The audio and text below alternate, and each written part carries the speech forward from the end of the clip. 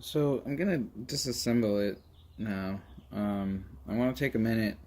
It's been put together. I haven't really explained how it's been put together. It's been pretty sloppy. I know there's a good video of putting together where just the frame is. So I walked you through how to put together the frame. And so from there on out, I've been moving stuff around so much. I think specifically from when the G8 and the G7 came in, because the G8 was 2 inches longer than the G7, and I didn't account for that, so I have a shelf and a couple other things that I'm trying to figure out if I keep or throw out, or how to move forward with putting the kit together.